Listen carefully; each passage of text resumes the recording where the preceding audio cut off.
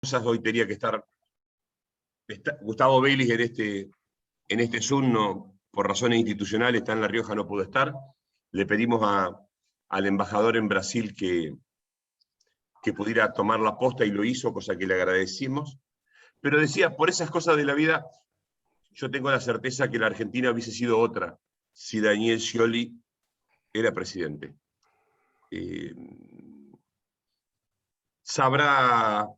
Algún día entenderemos por qué pasó eso. Daniel Scioli seguramente otra era la Argentina, y nos va a contar Daniel de lo que fue aquel debate, donde le dijo a la Argentina lo que iba a pasar, y finalmente pasó.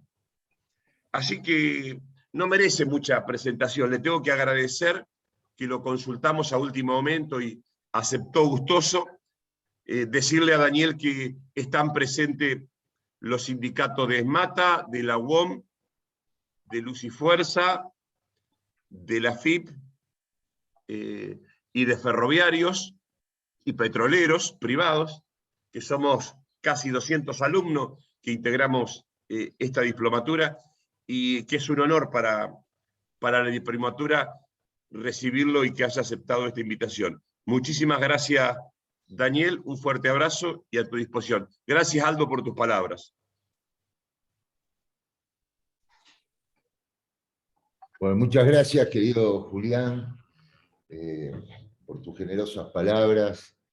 Y ratificando lo que dijo Aldo con respecto a tu vocación, creo que después de la enorme responsabilidad que te han confiado anoche, que hoy a la mañana estés acompañando a lo que tenías previsto, más allá de tu designación como ministro, muestra a las claras tus valores, tu calidad humana, tu calidad política, tu capacidad de construir consensos, tu diálogo con todos los sectores y particularmente en este caso con el campo, ¿no? Un sector estratégico para nuestra economía y que fundamentalmente necesita recrear, poder desarrollar todo su potencial para seguir influyendo positivamente en el desarrollo y el progreso del país.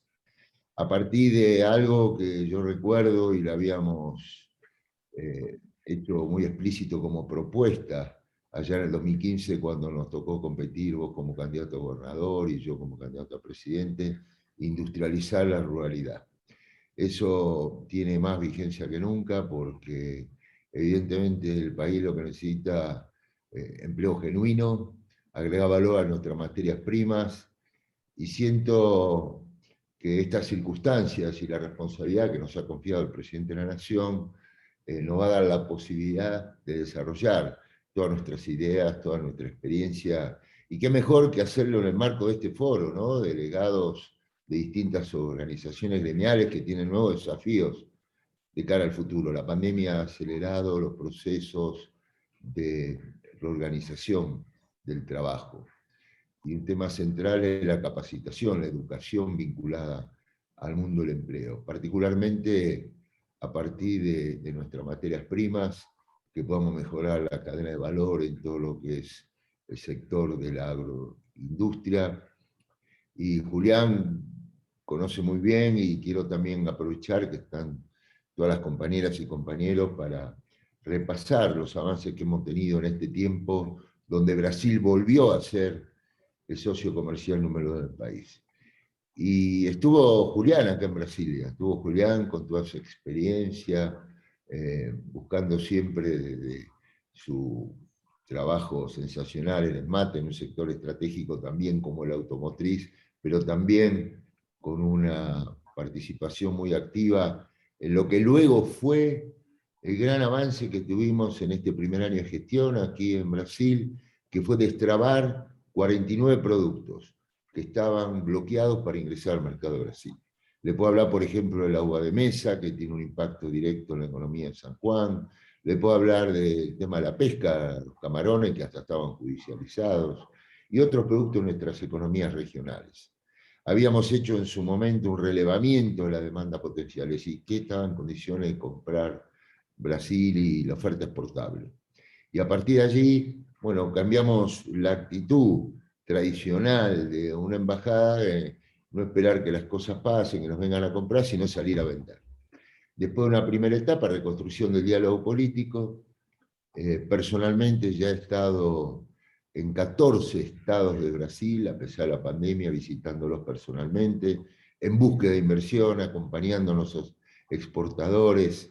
Y el día martes voy a tener un encuentro en Manaus, en Amazonas, con el gobernador. Vamos a crear la 14ª Cámara de Industria y Comercio Binacional, y a partir de allí las oportunidades que se abren para todo el sector agroalimentario en particular, industrial en general. Porque yo soy un convencido que tenemos que ir a una integración cada vez más profunda con Brasil. En la última semana ha avanzado mucho el tema de integración energética. Brasil necesita gas, Argentina sabemos lo que significa la reserva de Vaca Muerta, hay empresas muy interesadas en la construcción del gasoducto, y eso va a dar un salto cualitativo en lo que significa la matriz del intercambio comercial, que durante los últimos 15 años tuvo 52.000 millones de dólares de déficit para la Argentina. Y como se lo dije acá al gobierno de Brasil, que yo no iba a buscar que compremos menos, lo que iba a buscar es venderle más. Y para eso teníamos que tener un diálogo directo con los ministros de Brasil, con los ministros argentinos, generar encuentros entre ellos. Por ahora han sido virtuales la mayoría de ellos, pero yo espero que en tu agenda, que seguramente va a ser muy exigente, Julián, puedas planificar como primer destino internacional Brasil.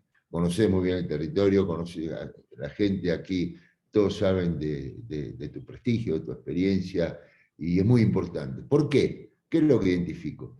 Cada vez que hay un Estado, la agenda es muy similar. Veo al gobernador, veo a las autoridades legislativas, visito la Cámara de Industria y Comercio, y allí me voy siempre a un supermercado. Hablar con los vendedores, ver las góndolas, hablar con sus gerentes, con sus dueños, en muchos casos, en muchas cadenas de supermercados, y allí sale la demanda. Sale la demanda. Queremos más aceite de oliva, queremos más peras, manzanas, productos lácteos. Fíjese, por ejemplo, el tema de la vitivinicultura, que Julián en su momento me acercó a José Zucardi, presidente de Coviar, ¿no? Y a partir de allí, bueno, los vinos argentinos estaban en cuarto lugar, hoy ya están segundo, aumentando interanual más de un 50%. Y eso no es tampoco suerte o casualidad, fruto de misiones comerciales, de haber descentralizado la mirada sobre Brasil. Para mí Brasil no es solamente San Pablo o el Estado del Sur, es un gigante. Donde cada vez que uno visita un estado, le pregunte ¿cuánta gente iba? 4 millones, 7 millones, 8 millones. Los estados del norte, por ejemplo, el otro día con Pernambuco hemos hecho un nuevo acuerdo para mejorar la competitividad en una reducción hasta el 25% de los costos logísticos y servicios aduaneros. Y eso es muy importante. Otro capítulo también que mirando de cara a la gran agenda del desarrollo argentino lo tenemos que tener muy presente, cómo integramos el sistema financiero partiendo de las instituciones públicas, como el Banco Nación, el Banco Provincia, el Banco Vice, los integramos para poder ser una palanca de acelerar las exportaciones, vinculado a una educación para el trabajo y también con créditos que estén orientados a que el país pueda recibir cada vez más dólares genuinos. Y esto se hace de una manera muy clara, exportando cada vez más.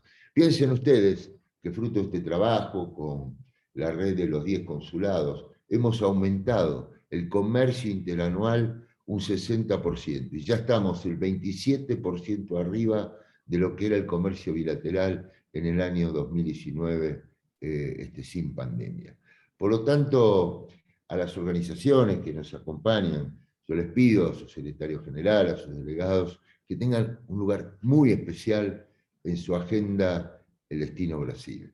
Tenemos que, más allá de las diferencias ideológicas, políticas, que son obvias, que son evidentes, yo me concentré en hacer, en buscar las cosas concretas. Uno por uno, llevar cuando identificaba potenciales inversores a la Argentina.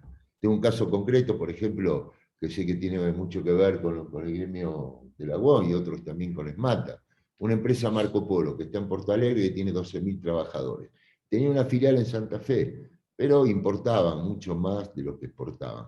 Pude hablar con su dueño, con Bellini, lo entusiasmé, le expliqué esta nueva etapa de reindustrialización del país, y a partir de allí estuve personalmente la provincia de Santa Fe, con su gobernador, con los representantes de empresas de allá, y pudimos lograr que el mismo micro que fabrican en Brasil lo empiecen a fabricar también en Argentina. Eso es trabajo argentino en sustitución de importaciones. Un caso similar, en el sector energético, el grupo COSAN, que es el grupo número 1 acá en Brasil, que destinó 750 millones de dólares de inversión en la planta de Docsur para ampliar la red de estaciones de servicio Shell. Otro caso concreto, calzado deportivo, Penalty, TAS Argentina, reactivando esas plantas que Juliana conoce muy bien, la que está en Chivilcoy, y también otra que está en la provincia de Misiones. Es decir, ahora, con el marco de las políticas nacionales, se abren nuevas oportunidades para el desarrollo de nuestras economías regionales. A cada uno de los gobernadores, con cada uno de ellos tuvimos reuniones de trabajo con sus secretarios de producción, identificando, por ejemplo, el caso de La Rioja, bueno, pasa de uva, pistacho, aceite de oliva. De ahí me acuerdo que me fui a San Juan para lograr concretar no solamente mejorar las exportaciones de vino, aceite de oliva, sino también destrabar lo que hacía referencia antes. Uno dice, uva de mes, una pavada, bueno, ¿qué significa eso? 15.000 puestos de trabajo para la provincia de San Juan. El tema de la pesca, astilleros de Mar del Plata que estaban paralizados se han reactivado. 290 trabajadores en el astillero que está en el puerto propio de la ciudad de Mar del Plata. Y 2 plantas que ya están trabajando nuevamente con 800 trabajadores una y 900 otra, todo orientado al destino Brasil. Y ahí los acompaño a encontrar los compradores, visité los mercados centrales, el de San Pablo, que es el más grande de Latinoamérica, 50.000 personas por día, y pude estar presente el día que llegó el primer cargamento, que no había tocado suelo brasilero y ya estaba vendido. Y así con cada uno de los sectores, porque como buen peronista estoy convencido que gobernar es generar trabajo, y trabajo como gran ordenador social, y ese gran desafío que tenemos. Y siento que ese programa de vanguardia que Julián Domínguez como ministro impulsó en su momento, industrializar la ruralidad, es clave, es la llave del gran futuro, es lo que significa generar trabajo en los lugares donde hoy vive la gente en nuestras provincias, y que realmente cuando pensamos en producir cada vez más, no solamente para el mercado interno, sino mercados internacionales. Y estos son los grandes desafíos que nos plantea la pandemia. Todos los países están repensando su matriz productiva, sus aliados. Y por eso defiendo tanto el Mercosur. Ustedes saben que se están viviendo discusiones muy fuertes, ¿no? Por la posición que ha tomado Uruguay, la posición también a la cual quería llevar Brasil al Mercosur, a una apertura y una baja del arancel externo común que podía afectar a una industria clave que se está recuperando vigorosamente, como es el sector automotriz. Bueno, y allí con Julián trabajamos, con Daniel Herrero, con la DEFA que nuclea las automotrices, allá, con ANFAVEA aquí, con Moraes, y así pudimos lograr pronunciamientos concretos de todas las entidades empresarias, de todos los sectores, que frenaron esta decisión que ya estaba en curso de bajar unilateralmente el arancel externo común Brasil 10+10, que hubiese generado incertidumbre, perjuicio, demora en las inversiones, y por eso hoy estamos muy cerca de poder llegar a un acuerdo, seguramente con el flamante canciller, con nuestro compañero amigo Santiago Cafiero, vamos a trabajar como unos temas prioritarios. Ya hablé anoche con él porque es muy importante y viene en momentos de definiciones, para que nos dé el marco de previsibilidad y así podamos desarrollar toda la cadena de integración y posibilidades y oportunidades entre nuestros países. Por eso yo le quería hacer referencia a este ejemplo de cosas concretas, ¿no es cierto?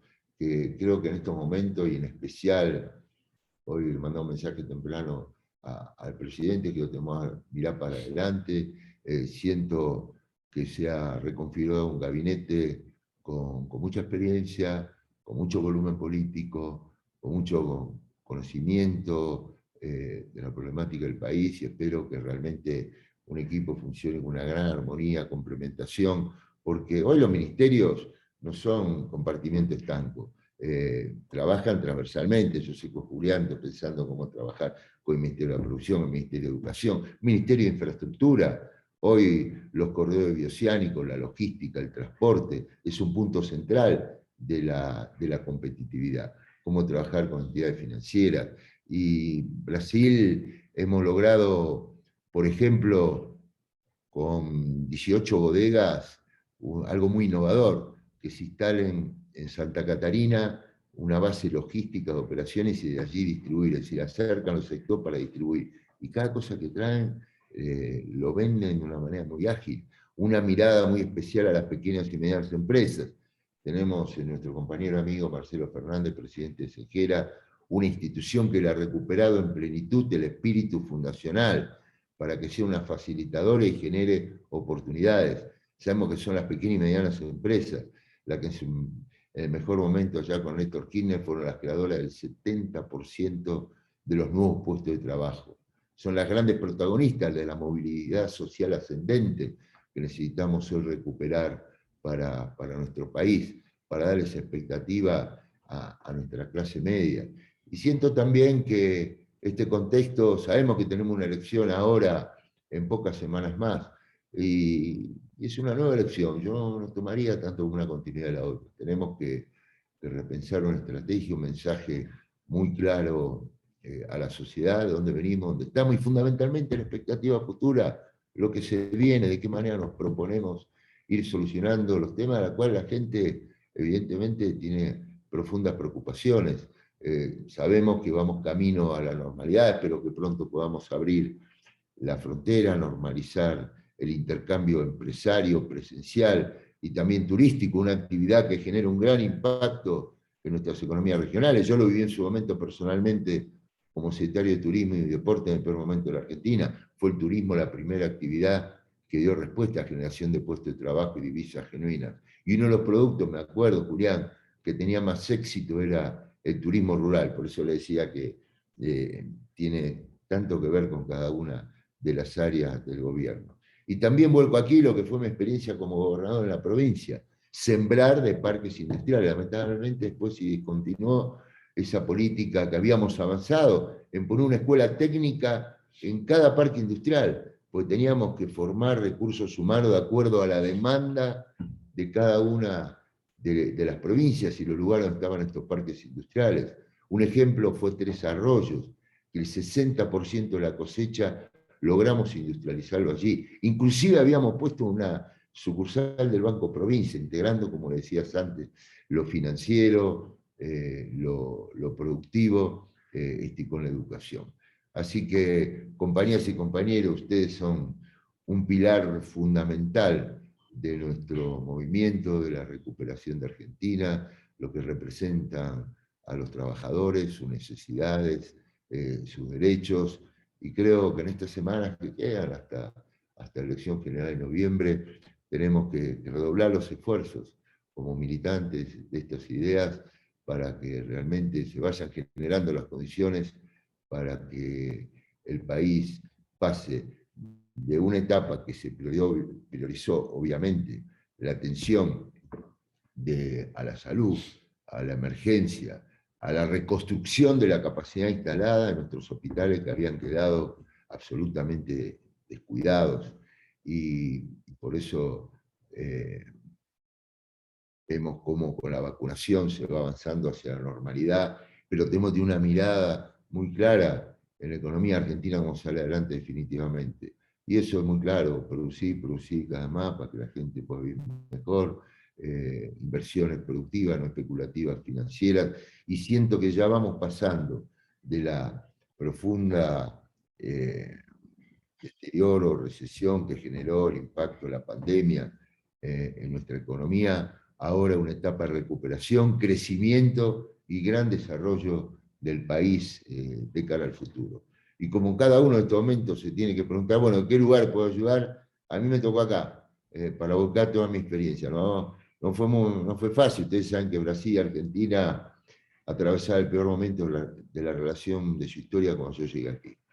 Pero como nunca fui quejoso y siempre los desafíos inspiraron mi vida, y con el mandato del presidente que dijo, bueno, tenemos que priorizar la relación con Brasil, más allá de las diferencias, pensando lo mejor para la Argentina. Así que Daniel, hacé lo que tengas que hacer. Y bueno, y así fue que fuimos avanzando y con estos logros que les hacía referencia, pero creo la economía de Brasil se está recuperando y cuando crece Brasil ayuda a que cada vez haya más demanda sobre cada uno de los sectores y los trabajadores obviamente que representan cada uno de ustedes.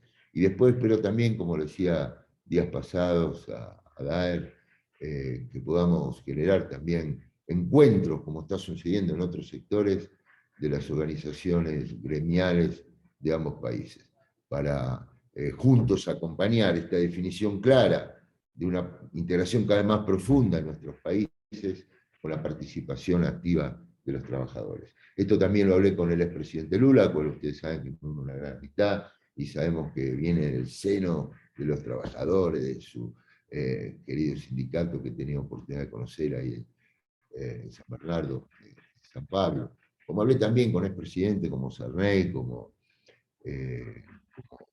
Enrique Cardoso, pero para poder nutrirme en cada uno de la experiencia de ellos y poder actualizar sus ideas y fundamentalmente preservar los pilares fundamentales del Mercosur, que son el relacionamiento externo común y el consenso. Así que bueno, de mi parte muchas gracias y por la invitación, queda abierto, no sé cómo sigue el encuentro, alguna pregunta que me quieren hacer. Querido Aldo, vos acaso el maestro coordinador, el sabio, el amigo de todos, así que nuevamente les agradezco muchísimo esta posibilidad que poder contarles esta experiencia y cómo veo la cosa de cara al futuro y lo entusiasmado que estoy que esté Julián en esta nueva etapa del gobierno pensando en hacer grandes cosas. Gracias, Daniel. Está el rector de la universidad, lo acabo de ver a Enrique del Percio, así que le voy a pasar un minuto la palabra. Antes, me gustaría pedirte si querés contar un poco qué sensación tuviste en el debate del 2019 y qué reflexión te merecen los 4 años que pasaron de la administración del presidente Macri. Le doy la palabra al rector y después, si tenés ganas de desarrollar un poco eso. Gracias. Yo bien. Buen día, querido Daniel. Qué gusto y qué honor tenerte aquí en la universidad. Vos sabés que entré un poquito tarde porque estaba hablando con Christian Breitenstein, que te manda un fuerte abrazo, por cierto, que es una especie de representante nuestro allá en Alemania. Y justo teníamos que terminar de hablar alguna cosita. Realmente es un honor enorme contar con tu presencia, como siempre, además, con tu palabra y con ese aliento que generás. No solamente sos un estadista, sino además un gran motivador, cosa que no siempre se pueden juntar las dos cosas.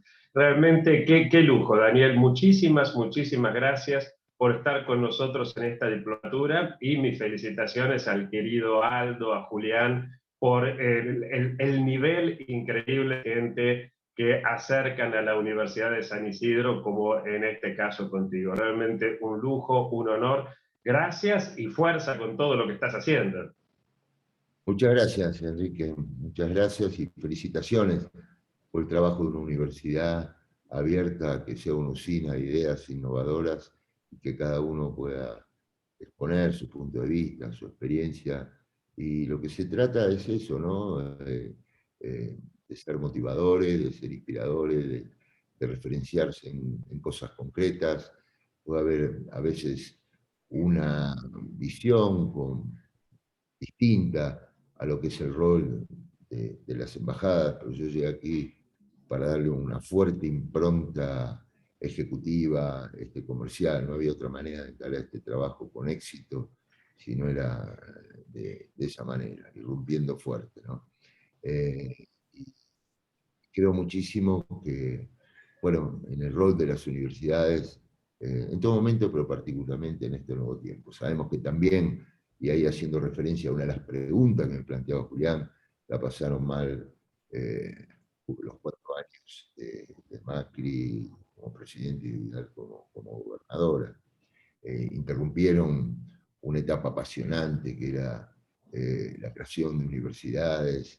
Me acuerdo del Gran Buenos Aires, lo que significaba como factor de proyección hacia el futuro. Y esa fue una de las grandes cosas que fue aquel debate. Estamos enfrentando una fuerza política, Juntos por el Cambio, Juntos, Cambiemos, lo queramos llamar, que tiene no hay que subestimarlos, porque tiene una gran habilidad para plantear consignas en las campañas. En aquel momento fue cambiemos, ahora es basta. Y bajo la palabra cambio, bueno, a partir de allí metieron toda la lista de mentiras que después fueron obvias y se vieron concretadas después en la realidad. Las falsas promesas en la salud, en la educación, en la economía, cualquiera de los temas que íbamos tratando. En el regreso al fondo, ¿acuerdan? Por eso de qué manera Macri me descalificó en el debate cuando yo adelantaba lo que iba a ocurrir entre los fondos WIT, el Fondo Monetario Internacional, y si Macri era presidente. Lo mismo el tema de las tarifas que habían aumentado, ¿se acuerdan? Más del 3000%, que después fueron haciendo estragos en el poder adquisitivo, en la economía real. Pero ellos en ese momento, bueno, se organizaron políticamente, encontraron el mensaje, decían que las políticas que estaban en marcha no las iban a cambiar, porque sabían que la gente no iba a aceptar eso, estaba en contra de que se cambie. Después cuando llegaron al gobierno, cambiaron todo y bueno, fue una marcha atrás, y muy seria. Fundamentalmente lo que cuesta, ustedes lo saben muy bien, cuando se desmantela el aparato productivo, volver a poner las fábricas en funcionamiento, reconstruir el capital de trabajo. Y había otro camino, evidentemente, entre dejar las tarifas congeladas y aumentarle el 3000%, bueno, lo que se está estudiando, tarifas segmentadas, otros criterios. De tener un sistema financiero tóxico, especulativo, y evidentemente tener un sistema financiero liderado por la banca pública, yo creo, de microcrédito, crédito fuerza productiva, capital de trabajo para las pymes. Eso fue. Y los 4 años, bueno, había que esperar que la gente reaccione. Y cuando la gente reaccionó, nuestra fuerza política, nuestro espacio, Cristina tuvo la inteligencia estratégica de tener un diagnóstico muy claro y contundente de lo que se trataba de esa elección. Y cuando abre el espacio, convoca a Sergio Massa y encuentra en Alberto las personas con la templanza, la tenacidad, la experiencia, porque hoy las elecciones hay que pensarlas en términos del balotaje, del segundo turno, porque sabemos que en toda Latinoamérica ocurre, y el que gana el centro termina ganando la elección. El que llega a la clase media, el electorado independiente, mirada ahí. Porque va a ocurrir acá en Brasil, y cuando uno lo escucha a Lula de qué manera plantea la campaña, está pensando en el segundo turno, convoca entidades empresarias, sectores productivos, sector intermedio, la relación que tiene también con los medios de comunicación, en fin, está todo orientado su estrategia a eso. Él sabe que hay un voto muy claro de acompañamiento a él, a sus ideas, las propuestas que está haciendo en cuanto a poner el trabajo en la centralidad de las políticas públicas, y también hay un 30% duro del otro lado. El tema es el medio, y eso es lo que me parece que allí, bueno, en su momento, en 2015, se puso, Macri le apuntó a eso,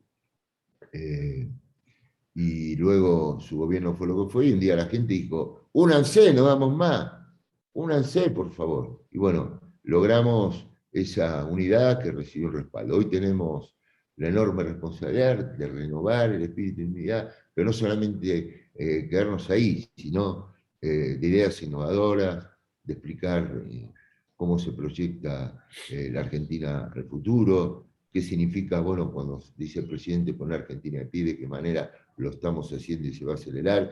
Porque miren, a mí me gusta muchísimo estar en contacto siempre con las organizaciones del trabajo. Recuerdo que Julián me invitó a la sede de Mata cuando estaban allí presentes los secretarios generales de todos los gremios. Y en un momento le pregunté, me acuerdo de Calzado, ¿y vos cómo va tu gremio? Y se recuperaron tantos puestos de trabajo. El del plástico, los textiles, el compañero Antonio Caló hacía referencia. Entonces, digo, bueno, tenemos que salir a mostrar y explicar esto, pues si no también tienen una gran habilidad en la oposición para cambiar los ejes de la discusión, de las cosas concretas, y neutralizar y opacar cualquier logro, cualquier avance, cualquier recuperación que se pueda hacer a partir de nuestro gobierno. Y por eso tenemos que ahora estar atentos. Ellos son muy buenos para hacer campañas, son muy malos para gobernar.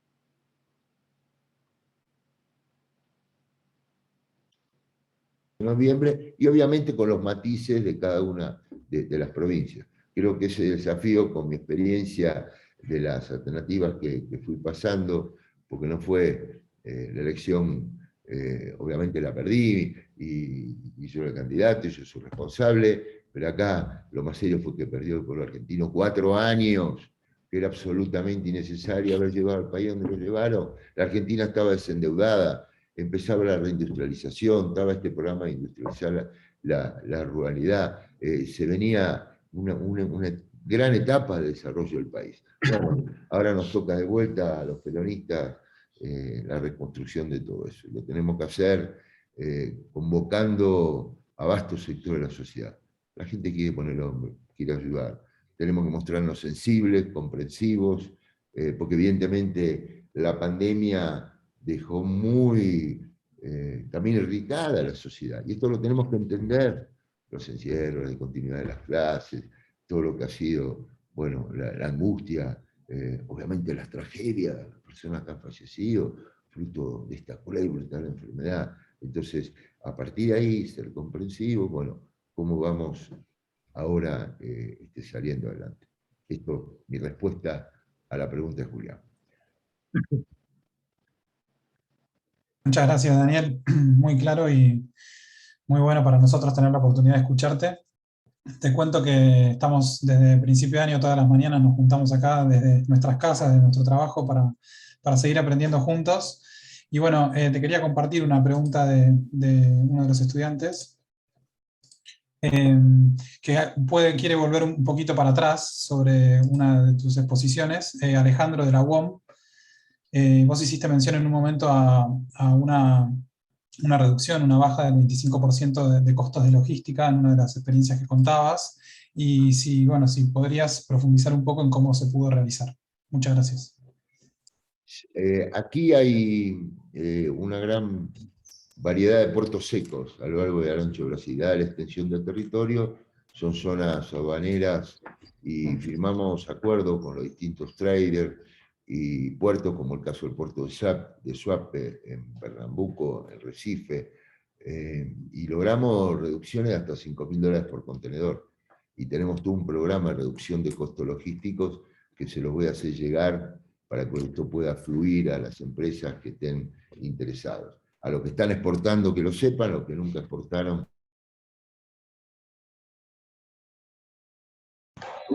Identificando que es un tema muy importante, la reducción de costos logísticos, la reducción de costos financieros, y poder llegar lo más directo posible del exportador al consumidor. Se lo mandamos el programa de puerto logístico. Que lo haga llegar a Aldo y a la universidad. ¿Otra pregunta? Gracias, Daniel. Bueno, invitamos a los compañeros y compañeras que siempre tienen intervenciones muy interesantes a partir de lo que nos contó Daniel y de lo que estamos conversando, si tienen alguna pregunta, recuerden, ahí como dice recién Claudio, levantar la mano y les damos el turno de forma ordenada. Así que gracias, Daniel, por la oportunidad. Claudio, te escuchamos. ¿Qué tal? Buenos días, compañeros. No, preguntarle a Daniel, nos pasó las elecciones, si nos corrimos del eje, cuál es su visión con respecto a eso. ¿A la elección está las PASO? Sí. Mira, a mí me hace acordar cuando fue las PASO también del 2015, de cierta forma, que después hubo una reacción muy fuerte de militancia, de mayor compromiso, de alentar a la mayor participación. Y creo que eso es lo que tenemos que buscar ahora, entre las PASO y la elección general. Hay mucha gente que no fue a votar, están identificados muchos votantes nuestros en 2019, hay votos que se dispersaron y se fueron a otros candidatos y que no llegaron al piso, también tenemos que ir a buscarlos. Es decir, veo que hay un espacio para recuperar y revertir particularmente la provincia de Buenos Aires. Muchas gracias, Daniel. Bueno, tenemos también al compañero Auteda de SMATA, que si quiere hacer su pregunta.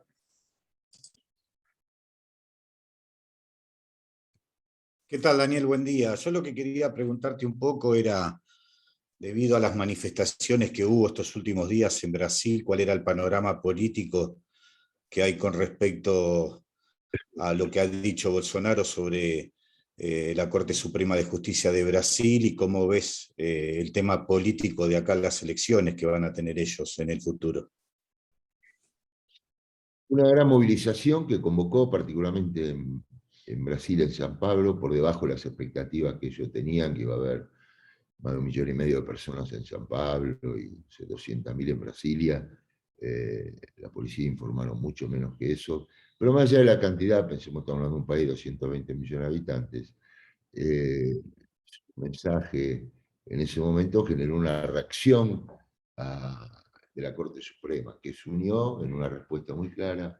Y aquí las instituciones, ya sea el Parlamento como la Corte particularmente, juegan un rol muy importante, de equilibrio, de poner límites, y así fue que el presidente de Brasil terminó hablando con ese juez Alexandre Moraes de la Corte, que fue al que más había atacado a Bolsonaro durante sus mensajes. A partir de allí se descomprime la atención institucional, mucha gente que busca influenciar sobre el presidente de Brasil, de moderar, de no seguir ese ataque a las instituciones.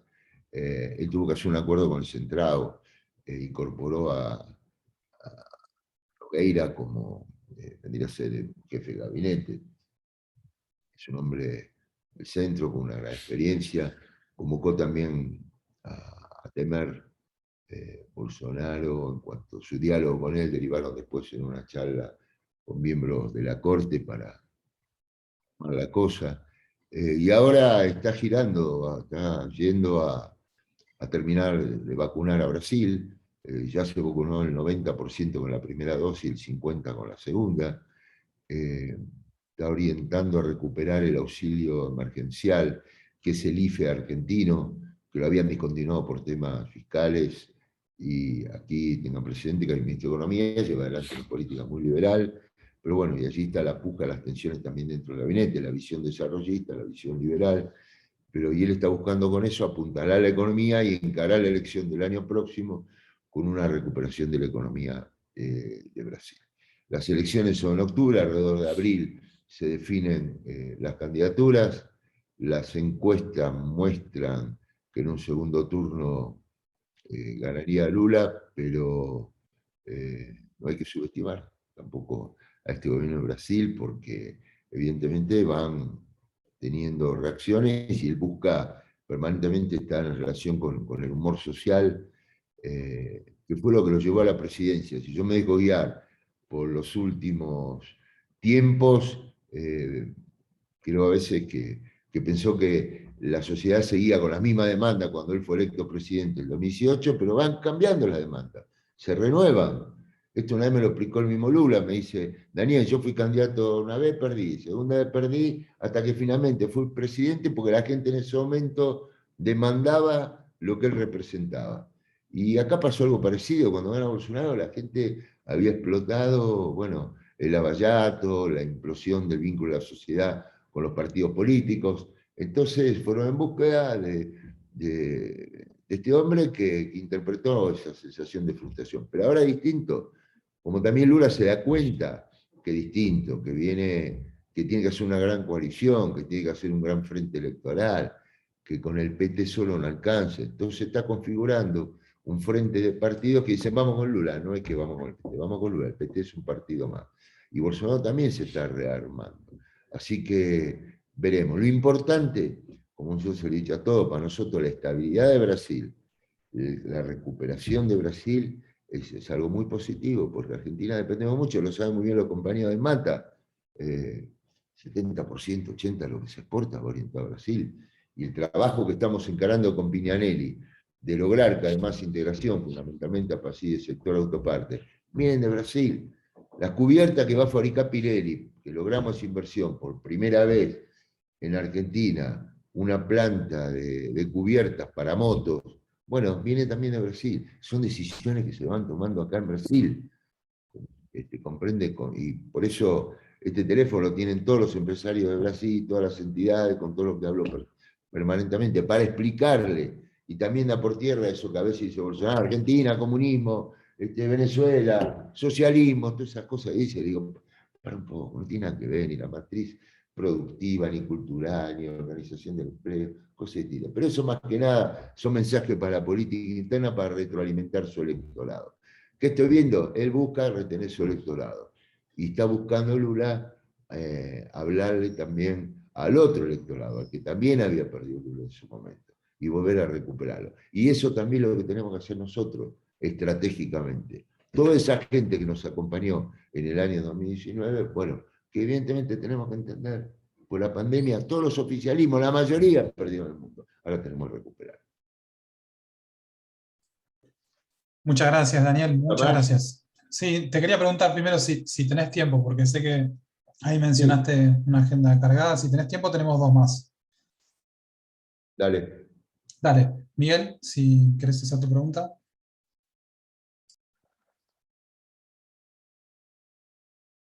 Ahí estoy. Buenos días, compañeras y compañeros. Bueno, en principio, rápidamente, saludar y felicitar a Julián Domínguez por este nuevo desafío que tiene.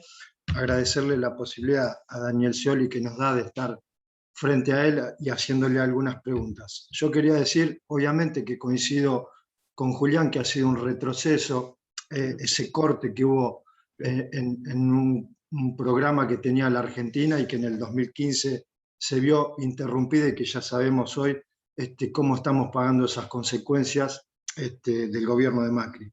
Quería decirle a Daniel que él ha trabajado muchísimo como ministro de Turismo.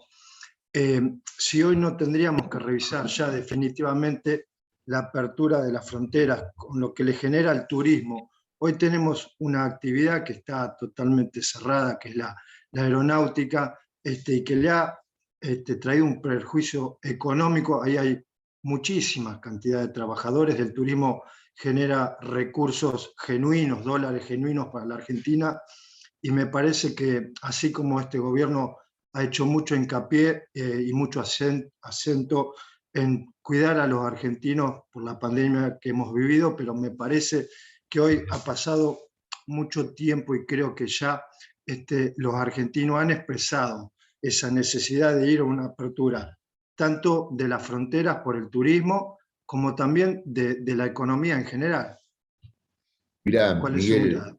estoy absolutamente convencido de eso, coincido contigo, creo que se fueron generando las condiciones en Argentina y en Brasil también, por los datos que te daba, de qué manera cayó estrepitosamente la cantidad de casos, la cantidad de fallecidos, la cantidad de cómo se han liberado las camas en los hospitales.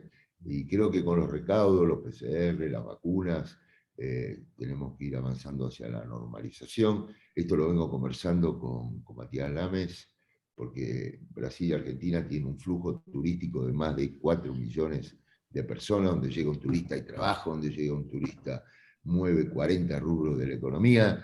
Estamos hablando ya con las compañías aéreas para recuperar todo lo que es la conectividad aérea, que por donde transita el 60% de ese intercambio turístico, y siento que están haciendo los últimos análisis y va a haber novedades más temprano que tarde. Estamos listos con recuperar líneas aéreas. Va a ser el puente Mercosur de Aeroparque con Guarullo, que es el aeropuerto de Congonhas, perdón, el aeropuerto doméstico de San Pablo, que tendría que ser el aeroparque de San Pablo. Estamos buscando recuperar el vuelo directo nuevamente a Brasil. Estamos hablando con la compañía Gol, con la compañía Azul, con la TAN y obviamente con la aerolínea, para generar las condiciones para recuperar en plenitud al turismo a las distintas provincias de nuestro país. Los brasileños aman ir a la Argentina, les gusta Patagonia, ir a Mendoza, a la ciudad, así que el turismo ahora, después de la pandemia, va a ser más turismo regional, y tenemos que trabajar los productos turísticos en conjunto. Las cataratas del Iguazú, salimos a promoverla al mundo. No tiene sentido que Brasil promocione Foz Iguazú y nosotros, las cataratas, es lo mismo, el que viene a ver las cataratas de distintas partes del mundo, bueno, circuitos integrados de cruceros, con mejor conectividad aérea. Esa es la agenda que se viene. Gracias. Excelente, Daniel, muchísimas gracias y cerramos con la última y te agradecemos un montón por el tiempo. Daniela, si querés hacer tu pregunta. Hola, buenos días, compañero, qué placer escucharte. La verdad, de San Luis, te saludo, enorme tu exposición. Y en esto de poder interpretar, ¿no?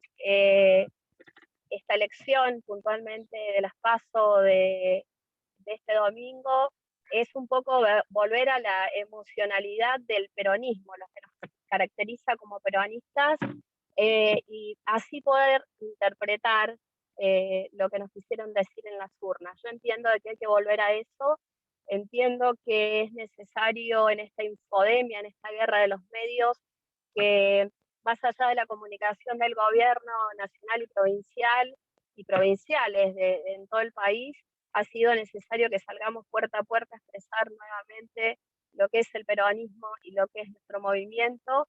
Así que, bueno, plantearte eso, si estás de acuerdo en volver en esta necesidad también de los jóvenes, de las formaciones de los nuevos cuadros, la participación de las mujeres, en este gran desafío. Argentina es pionero en esto con la compañera Eva Perón, sin dudas. La realidad nuestra desde el feminismo ha sido otra.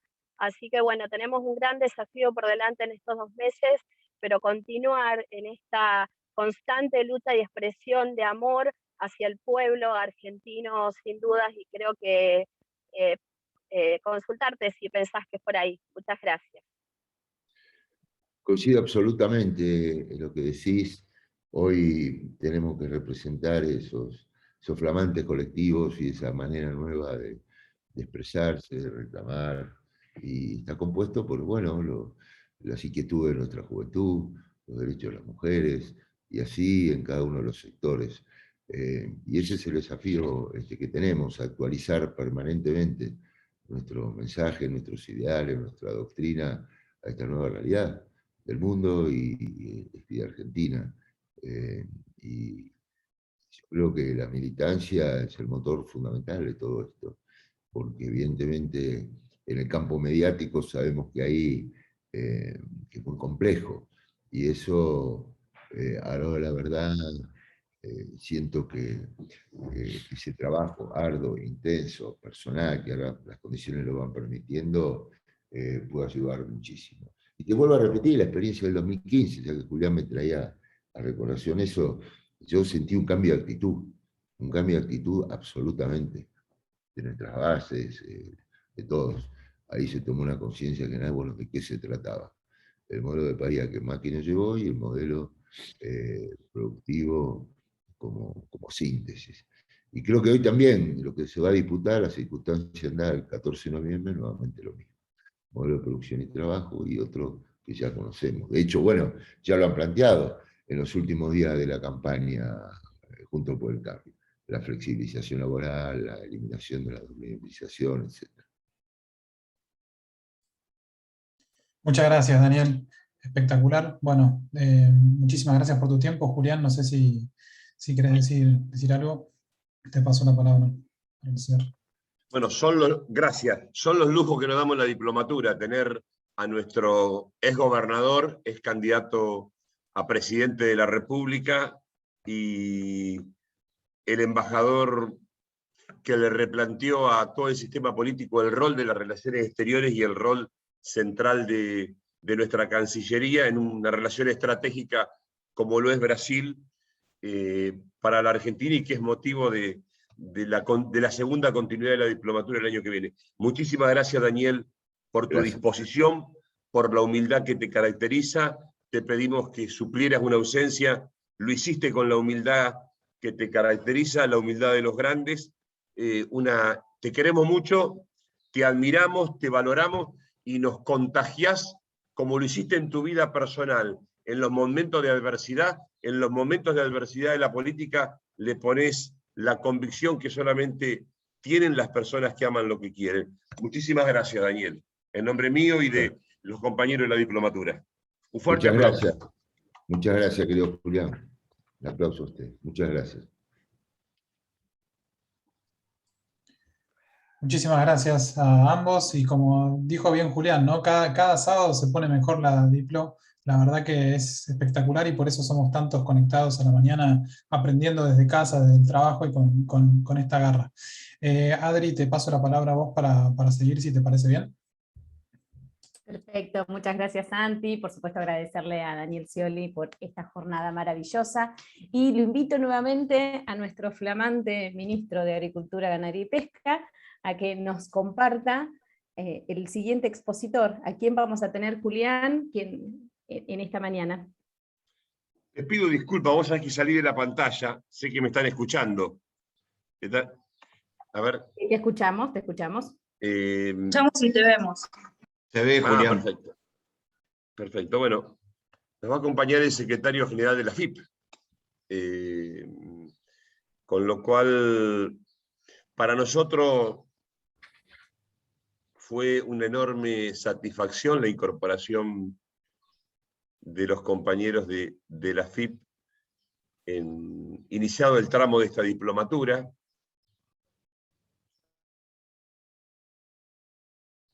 Nosotros decíamos que era un compartir de conocimiento y de saberes, que mucho más de lo que podíamos transmitir era seguramente lo que nosotros íbamos a recibir.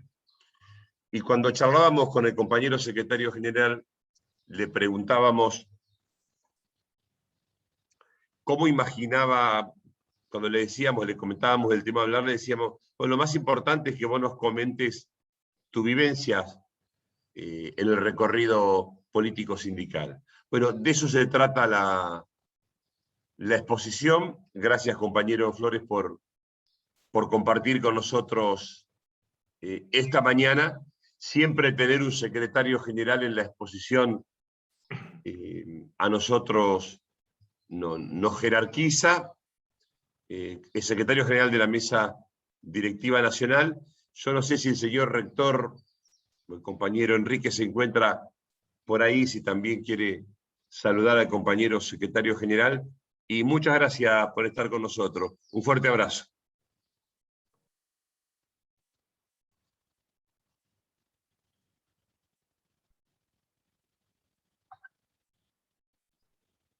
Bueno, no se encuentra el rector, así que arrancamos. Bueno, gracias Julián. Buen día a todos, a todas las compañeras, compañeros. Gracias por invitarme.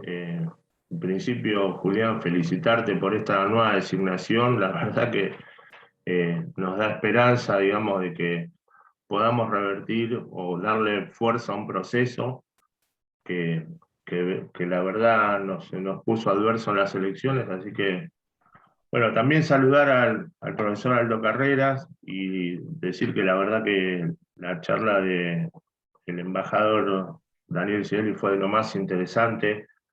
Yo me presento, digamos, en función de que conozcan un poco con quién están hablando. Soy Pablo Flores, soy un trabajador estatal. En mi caso soy trabajador de la FIP, pero estamos ligados a la actividad tributaria y fiscal, y la verdad es que me acerqué a nuestra organización sindical cuando nosotros, jóvenes trabajadores y trabajadoras, éramos contratados y peligraba nuestra fuente de trabajo. Nos organizamos junto al sindicato y ahí es donde pudimos en un conflicto consolidar nuestra fuente de trabajo. Y bueno, y ahí, desde ahí nuestro compromiso con nuestro sindicato, ¿no? Cuando uno comprende lo fundamental de la organización sindical. Por eso creo que todos ustedes que están formándose, que seguramente no es la primera digamos, diplomatura, curso de capacitación, pero la verdad quiero poner en valor el esfuerzo que se hace desde esta diplomatura y la calidad con la cual se hace de dotar a los compañeros de valores, no solo de herramientas teóricas, técnicas, sino, digamos, de una visión valorativa, porque la visión valorativa, esta visión humanista con la cual se hace y se encara la diplomatura, tiene que ver con la opción de lo cual nosotros después expresamos como trabajadores, y que está íntimamente ligado en este país a lo que nosotros entendemos como el modelo sindical argentino. Si bien no la totalidad del movimiento obrero lo expresa, creo que una gran mayoría se expresa por el modelo sindical argentino, que es un modelo político de los trabajadores, que es un modelo que nos permitió el protagonismo social, político, y que nos dio conquistas que siempre aspiramos en llegar a esa justicia social que siempre anhelamos. Por eso uno se hace un poco se va formando y se va preparando en la dinámica diaria, en los conflictos, pero con la base del conocimiento y la formación es cuando uno tiene claridad de cómo enfrentar esas situaciones. Por eso es muy significativo. Si no, yo quiero poner un poco esta charla que ha dado el compañero Daniel Scioli, donde nos explica el contexto, parte del contexto regional, ¿no? Nosotros por eso digo que si ligamos nuestra visión política como trabajadores, y por eso digo que expresamos un modelo político, no solo un modelo laboral en nuestro país, tenemos que estar preparados para evaluar las situaciones regionales, las políticas mundiales, porque esto va a derivar en lo que estamos viviendo hoy, ¿no?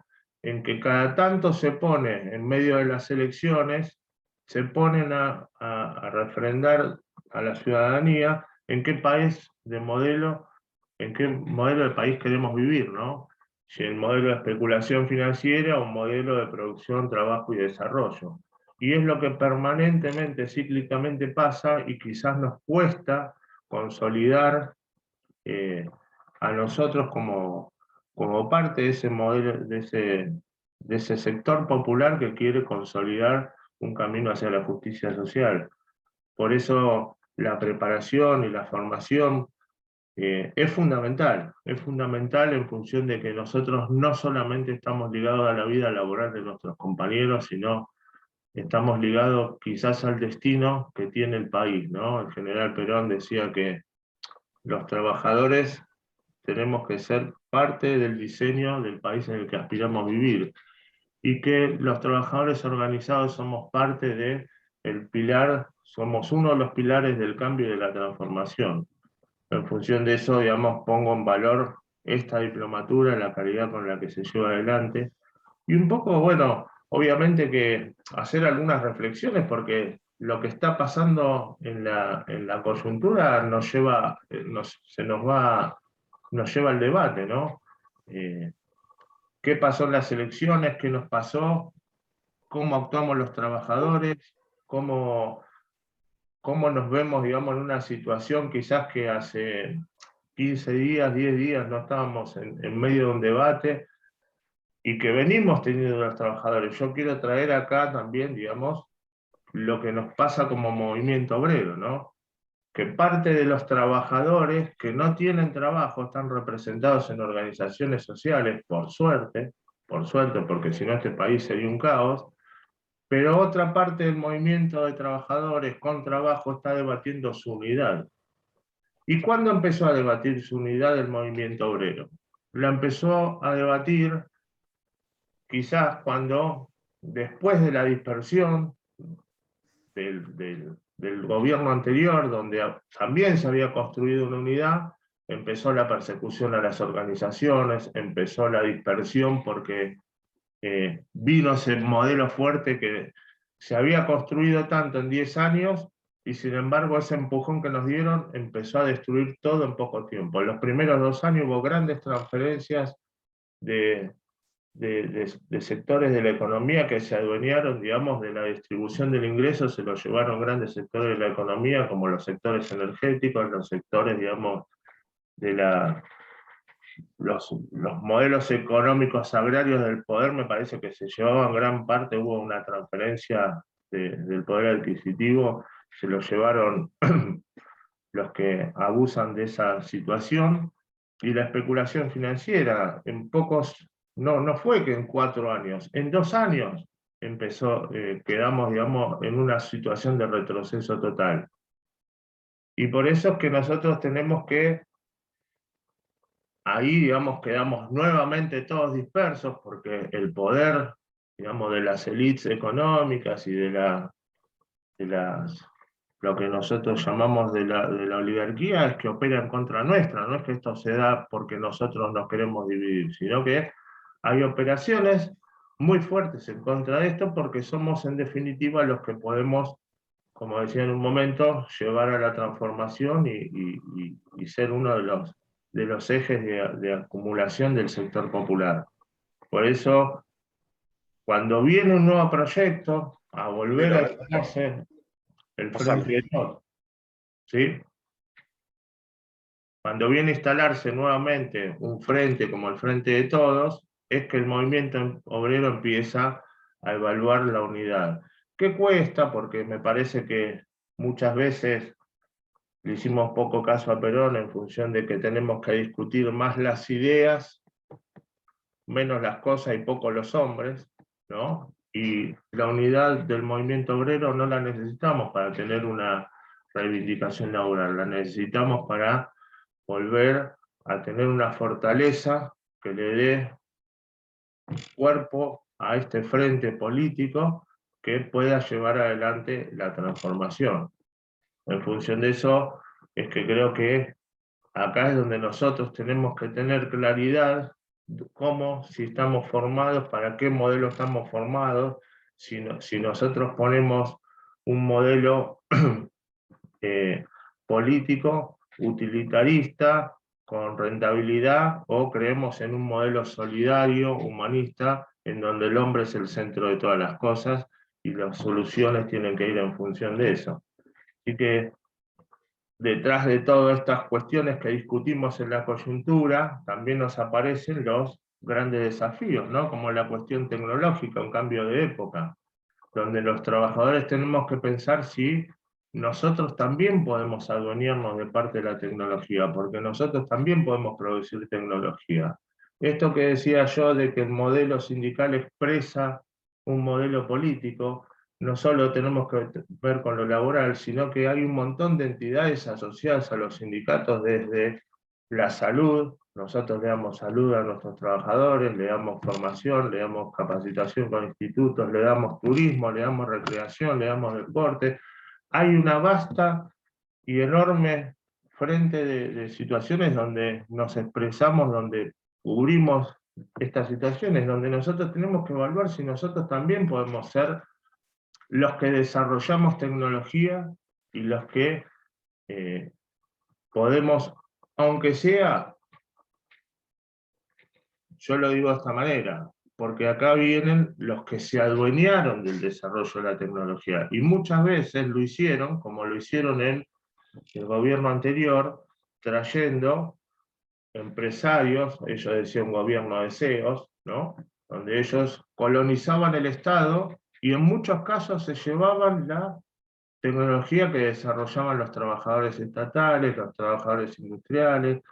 Me parece que son muchos los puntos en los cuales nosotros tenemos que debatir, y algo central que cuando hablaba el compañero Scioli, que este modelo que venía, este esfuerzo que se había hecho durante mucho tiempo y que se derrumbó en poco porque se le opuso el otro modelo, y cómo fortalecer un gabinete hoy que tiene que ser un gabinete que interactúa, ¿no? Un gabinete, me parece que no son compartimentos estancos, sino que tiene que interactuar. Me parece que eso mismo nos cabe a las organizaciones sindicales, que no solo tenemos que conocer muy bien nuestra actividad y saber desarrollar muy bien nuestra actividad, sino que acá hay actividades, en esta diplomatura sé que están participando compañeros que son de los gremios de energía, petroleros, que trabajan con un elemento que es commodity, o sea que tiene un valor internacional y que juega en el juego internacional. Las empresas de energía, los gremios industriales, gremio como el nuestro, que es la actividad fiscal, tributaria, creo que estamos todos tendríamos que conocer un poco de todo y tener esa interrelación donde no seamos los que conocemos nuestra actividad y nos desentendemos, porque es donde nosotros vamos a poder darle una respuesta no solo a nuestros trabajadores, sino que vamos a poder aportarle al país ese desarrollo que necesitamos. Nosotros en un modelo de producción y trabajo, y acá me parece que vienen las grandes confusiones, puede haber crecimiento de la economía, ¿no? Donde nosotros los trabajadores decíamos, bueno, se pudieron comprar un auto, se pudieron comprar el televisor, pudieron poner aire acondicionado, un montón de comodidades. Sin embargo, quizás no se pudo consolidar eso porque faltó el desarrollo, porque salía de la puerta de su casa para afuera y tenía una hora y 20 de viaje de nuevo, porque no tenía ni los transportes adecuados, ni los caminos adecuados, y un montón de infraestructura que hace al desarrollo. Me parece que nosotros, por eso digo que un modelo que siempre se llamó de producción y trabajo, y hoy se dice, no, producción, trabajo y desarrollo. El desarrollo es el que va a consolidar ese modelo. Entonces, porque en un modelo de especulación hay gente que también crece la economía. Y esto es a veces lo que confunde a nuestros compañeros, a la comunidad en general, y como decía, como también se dijo,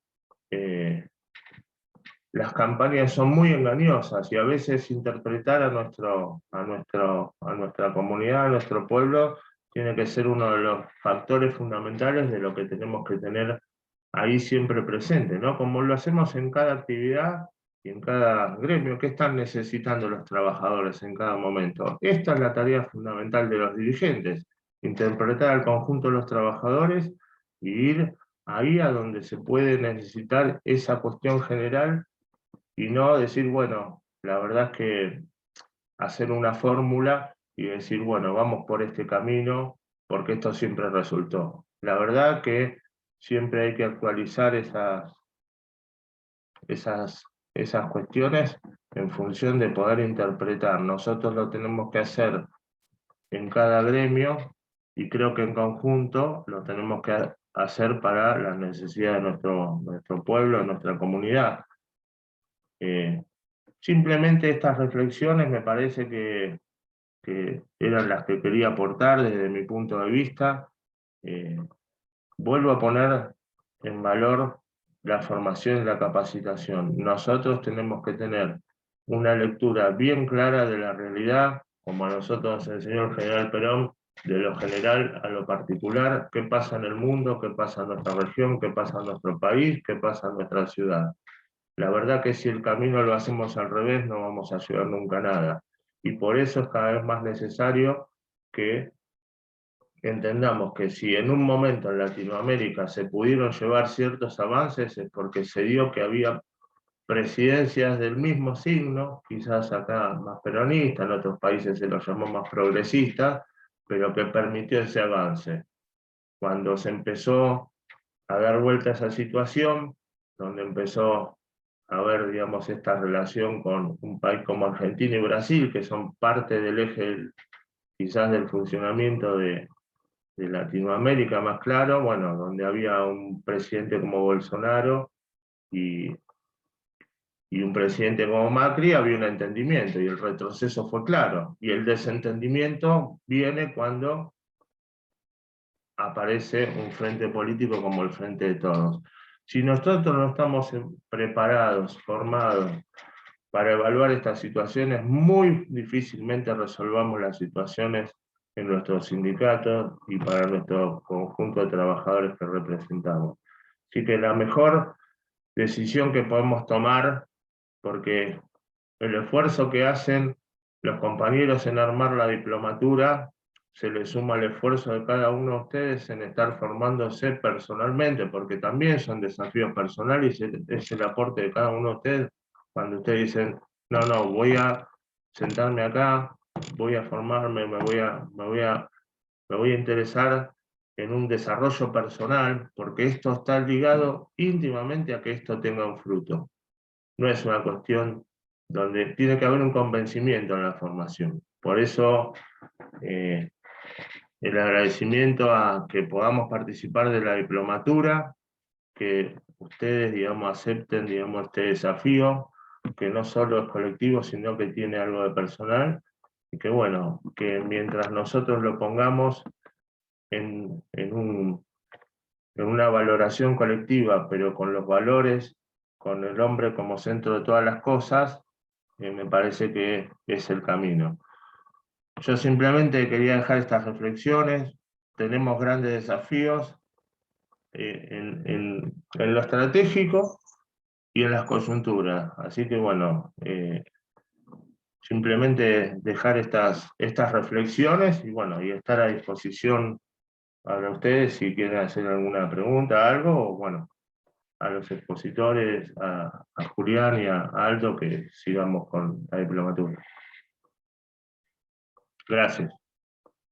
Muchas gracias, compañeros. Sí, tenemos unas preguntas de nuestros compañeras y compañeros que te voy a ir leyendo y las vamos contestando, si te parece. Sí, claro. ¿Claro? Y vamos al chat. Estuvo entusiasmado el chat. Bueno, lo que nos preguntan acá, arrancamos por el final. En base a tu conocimiento, como especialista en el rubro, ¿no? ¿Sería posible una reforma tributaria en nuestro país que permita bajar los impuestos a los bienes de consumo? Bien. ¿Primarios? Sí, yo confieso que no soy un especialista en impuestos, ¿no? Pero conceptualmente las reformas tributarias se tienen que hacer en función, digamos, de la planificación económica también, ¿no? Porque cuando uno opta por un modelo, cuando más se produce, digamos, es cuando más está la posibilidad de reducir o aumentar impuestos. ¿Cuándo se aumenta impuestos? Cuando se achica la torta, el Estado necesita sostenerse igual con la recaudación y empieza a exigir más impuestos. Si hacemos crecer la torta de la producción, es donde nosotros podemos empezar a evaluar cómo se equilibran y cómo es un sistema más progresivo, ¿no? Hacia los que... Por eso decía que en el mundo está en debate esta situación donde de los impuestos a las grandes fortunas, no es una cosa que pasó acá, pasó en el mundo porque es tal el desequilibrio y la brecha entre ricos y pobres, digamos, y los más ricos son cada vez más ricos, que parece ya impensable que no se le cobre, digamos, más a los que tienen más y menos a los que tienen menos. No es lo mismo una empresa pyme que una gran empresa internacional que va a hacer negocios por todo el mundo y que cuando tiene que sostener su esquema, las empresas generalmente tienen como 3 costos fijos grandes, ¿no? Uno es el costo fiscal, el costo financiero, el acceso al crédito y el costo financiero, y el costo laboral. Ellos se evalúan entre estos costos. Siempre están más o menos evaluando estas situaciones.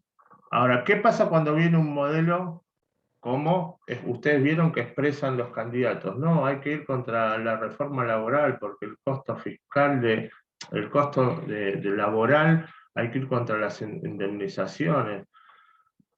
La verdad, digamos, es que esto empieza a tener sentido cuando van por la reforma laboral, cuando el Estado, porque las empresas no quieren enfrentarse al Estado, porque es muy difícil enfrentarse al Estado, y el Estado promueve esto, lo buscan de aliados, junto al sector financiero. ¿A quién le sacamos plata? A los trabajadores. Por eso, hoy encontramos que en la mayoría de los candidatos empiezan de nuevo a esto. Ahora, yo me pregunto y reflexiono sobre esto. Si bien todas las crisis son distintas, con la pandemia, con todo lo que tenemos, la crisis del 2001, ¿se salió con una reforma laboral? No se salió con una reforma laboral, se salió con una reforma de políticas económicas.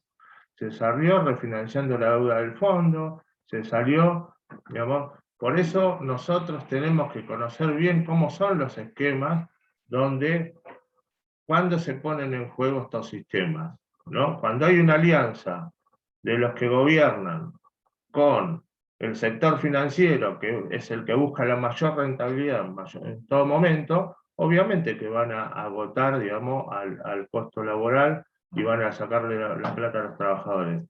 Lo que nosotros entendemos que se puede hacer es que hay que diferenciar y hay que estimular positivamente a las empresas, sobre todo a las pymes, para que puedan tener menor costo fiscal en función de que puedan asumir el costo laboral necesario para que esto se pueda dar, y ponerle, en este sentido, alguna regulación al mercado financiero, que es el que en definitiva casi siempre hace lo que quiere, ¿no? No sé si contesto esto, pero me parece, digamos, que es lo que puedo decir conceptualmente. No, sí, compañero. Además que viene por ese lado también la inquietud del resto de las y los compañeros.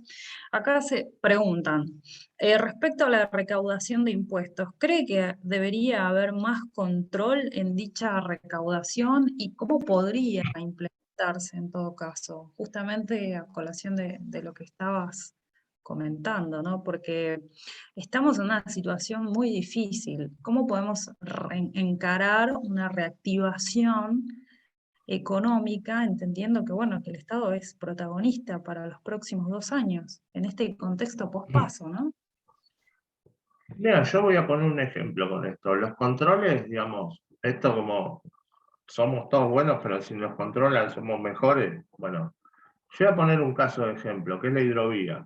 Todos nosotros debemos haber escuchado, por ahí se va medio PBI, ¿no? Por la falta de controles. De hecho, un país como Paraguay empezó a exportar una cantidad de cereales, trigo y maíz que no le daba para plantarla en su territorio. Claramente se sacaban de Argentina y se llevaban al Paraguay y se exportaban desde el Paraguay, ¿no? Digo, toda esa falta de controles, ¿por qué hay una discusión con la hidrovía? Porque la hidrovía está manejada por empresas extranjeras, los controles. Yo digo, más allá de la empresa, digo, el que tiene que estar presente ahí es el Estado. Siempre hace a que nosotros fiscalicemos y controlemos a todos los sectores económicos, pero que seamos equilibrados en cómo se paga y quién paga. Creo que si nosotros empezamos a ver los distintos rubros, yo pongo un rubro de peso, que es la hidrovía, ¿no? Pero me parece que si empezamos a ver distintos ejemplos, pasan estas cuestiones, y como todo, creo que los grandes estudios contables que tienen a los grandes contribuyentes, lamentablemente, siempre están evaluando maniobras para la elusión y la evasión. Y nosotros tenemos que estar siempre, no corriendo detrás de esos acontecimientos, sino estando a la altura de las circunstancias, a ver cómo se fiscaliza y cómo se recauda, porque esto es lo que hace al sostenimiento del país, que las políticas, si bien la actividad nuestra pueda parecer como una actividad antipática y la cobrar impuestos, lo cierto es que el rol social de los impuestos tiene una función muy clara, que es dar salud, educación, seguridad, justicia. Cuando el Estado falla en esto, porque algo también está haciendo mal, ¿no? Más allá de que siempre tenemos que verlo ligado al plan económico.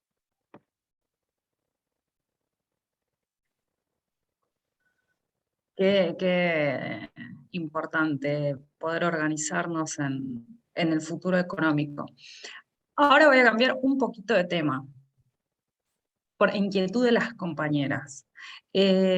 Compañero, ¿cómo ve la mesa directiva de AEFIP el rol de las afiliadas, de las compañeras en el sindicato? ¿Hay una perspectiva de crecimiento? ¿Cómo se fue desenvolviendo la participación de las compañeras en este sindicato? Mira, yo lo que te puedo decir con respecto a eso es que nosotros, como toda evolución de época, me parece que tenemos que escuchar esa demanda y tenemos que empezar a resolverla, porque más allá de la agenda de género que esté instalada, nosotros, yo te puedo decir lo que pasó en nuestra organización. Nosotros asumimos hace 2 años y cuando siempre a nivel nacional hubo una compañera que ocupaba la Secretaría de la Mujer, ¿no? Cuando nosotros asumimos, de 16 secretarías pasaron a ocupar 5 mujeres en la conducción nacional, la Secretaría de Prensa, la Secretaría de Cultura y Capacitación, la Secretaría de Actas, la Secretaría de Igualdad de Oportunidades y Género y la Previsional. A ver, ¿esto alcanza? Me parece que no alcanza, pero también me parece que esto tiene que ser acompañado por un proceso donde, por lo menos desde nuestra visión, entendemos que las mujeres, y esto lo hablamos mucho con nuestras compañeras, nosotros tenemos que tener la capacidad no de desplazar a alguien del lugar y ocuparlo con una mujer, sino que en ese lugar haya una dirigente mujer, y no una dirigente de mujeres, tiene que haber una dirigente de mujeres y de hombres. Digo que para nosotros la visión integral sobre este tema es que nosotros tenemos que promover militantes. En nuestro cuerpo delegado hay muchas compañeras militantes, que podemos comprobar, pero digo, la verdad es que la necesidad es el compromiso. Por eso cuando yo digo, no solo es el esfuerzo de los que organizan la diplomatura, sino el compromiso personal de querer formarse.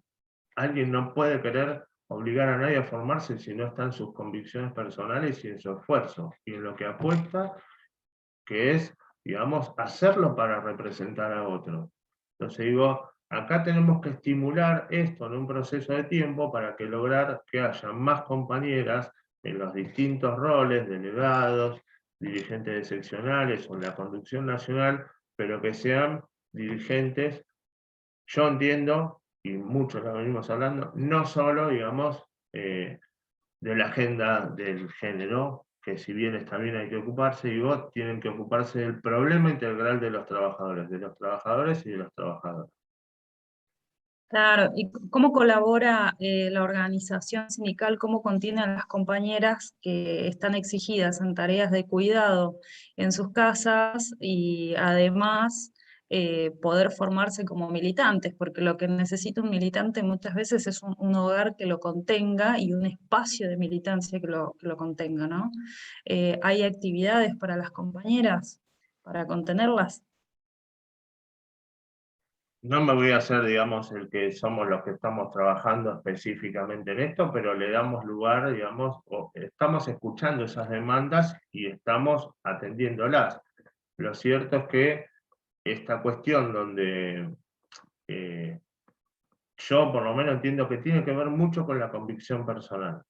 Y ustedes deben haber conocido muchas compañeras que a pesar de hacerse cargo de su familia también han asumido, no digo en el momento más crítico, quizás que es en el nacimiento, digo, hay momentos críticos para las compañeras donde en la función que cumplen en su familia, digamos, pero me parece que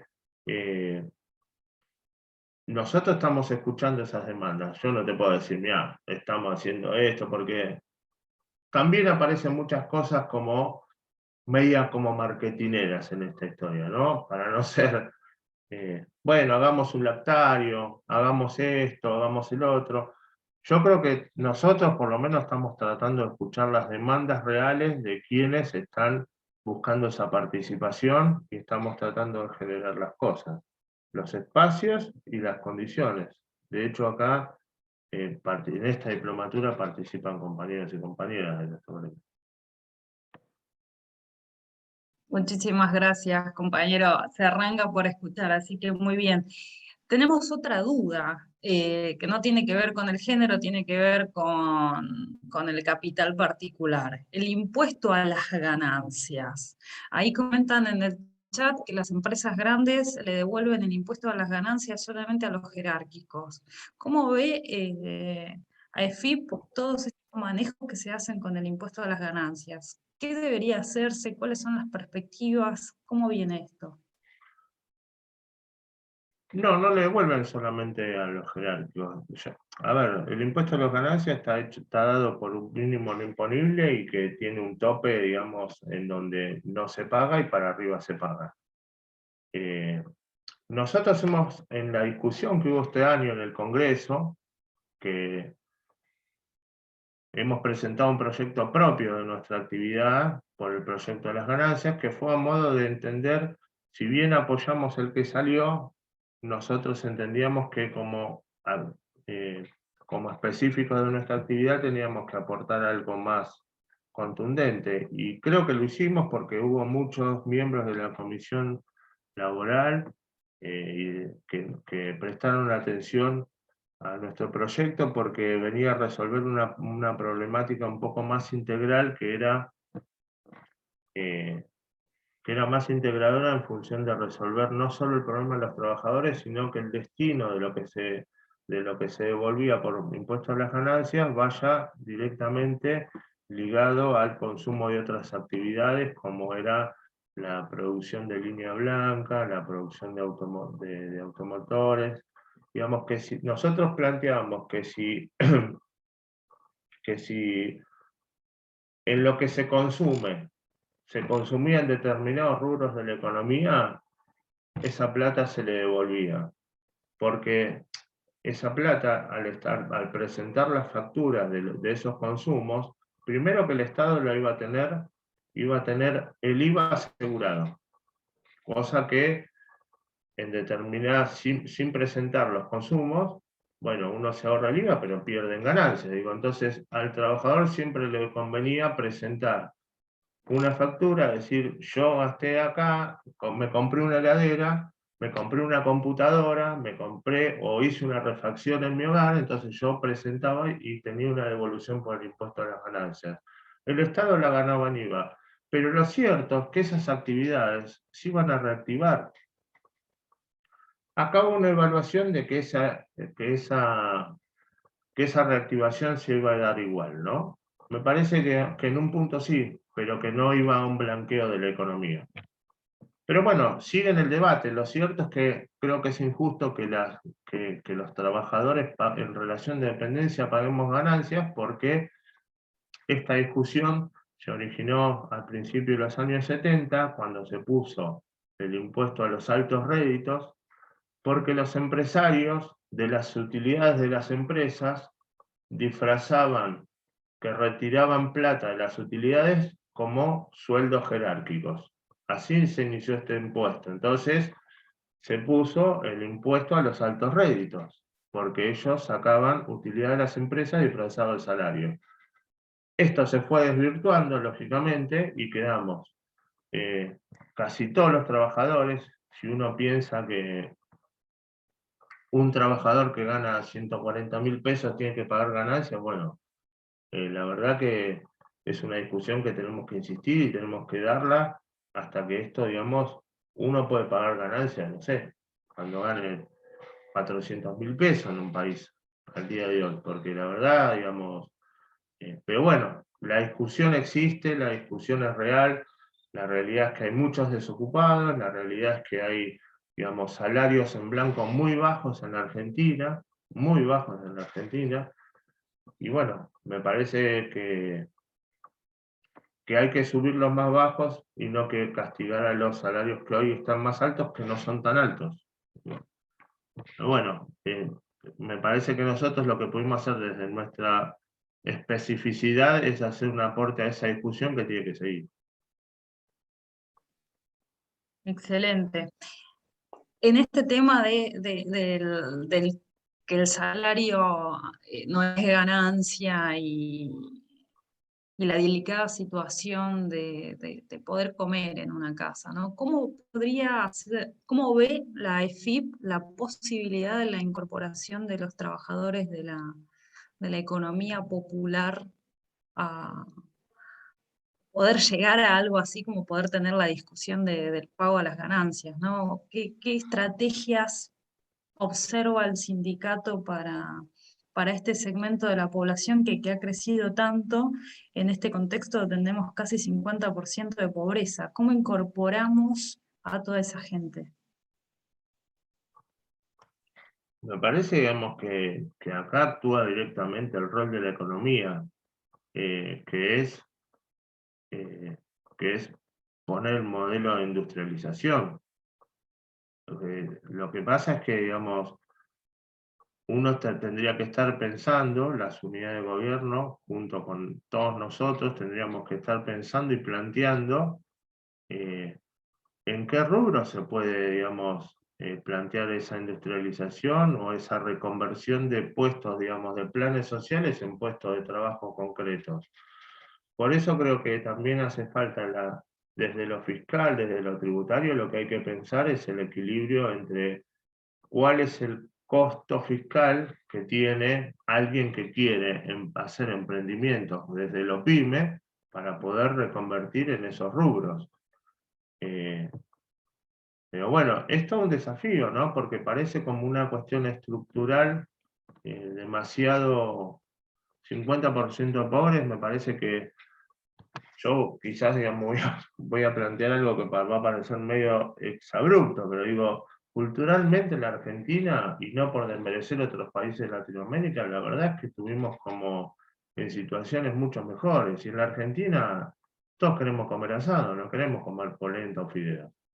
Digo, me parece que si ese 50% de desocupados, digamos, está sometido a una situación estructural grave donde parece que nosotros empezamos a ser un país más de Latinoamérica, ¿no? Donde, bueno, la pobreza estructural es grande, se sostiene con un esquema fiscal donde se les da, digamos, un ingreso universal, que no estoy en contra del ingreso universal, pero tendría que ser marginal en la economía, tendría que ser para aquellos, esto podría alcanzar un 10, un 15%, digamos, en una economía donde la política internacional, digamos, en todos los países existe esto, pero muchas veces nosotros tuvimos oportunidad de viajar a la OIT y estas discusiones se dan en todos los países, no es que se da acá, se dan en los países hasta el primer mundo, pero me parece que, digamos, que en otros países donde hay mayor desarrollo son discusiones más marginales. Hoy en la Argentina esto se parece que es una discusión central. 50% de pobres es inadmisible. Tenemos que ir rápidamente a políticas económicas que den, digamos, reconversión de planes en fuentes de trabajo más genuinas. Excelente, sí, muchas gracias por este aporte. Compañeros, muchas gracias por venir, por acompañarnos. Tenemos muchos saludos en el chat, que bueno, que te los hago llegar. Y Gracias. bueno, muchas gracias por la claridad. Ahora le voy a pasar la palabra a Adriana Ascorra. Así que Adri, Muchas continuamos gracias, con el Estefanía. programa. Muchas gracias, Estefanía. Agradecemos a Pablo Flores, que seguramente lo vamos a seguir molestando, dado que los compañeros están trabajando en determinadas temáticas, en la problematización de determinadas temáticas, y a partir de ello se identifican los problemas que hemos planteado y están pensando en soluciones. Y muchas soluciones, sin lugar a dudas, atraviesan a la AFIP, así que seguramente a través de los estudiantes que nos acompañan de la AFIP en esta diplomatura, vamos a estar convocándolo nuevamente a Pablo Flores para ver si podemos ir por esas líneas y por ese camino. En nombre de la coordinación y la dirección de la diplomatura, agradecemos infinitamente tu presencia y tu participación en la clase del día de hoy, Pablo. Gracias a ustedes y bueno, un saludo a todos. Cuando quieran, a disposición. Muchísimas gracias. Bueno, qué mañana tuvimos, y esto recién comienza, porque por supuesto que esta diplomatura va a seguir adelante con la dirección de Julián Domínguez, como ustedes ya lo vieron en la jornada del día de hoy. Pero en función de que ya se acerca el fin de esta primera etapa de diplomatura, recuerden que nosotros tenemos 2 espacios de formación, este es el primero, ustedes son la primer cohorte del año 2021, pero el año próximo seguimos con los desafíos para el liderazgo sindical en el siglo XXI. ¿Sí?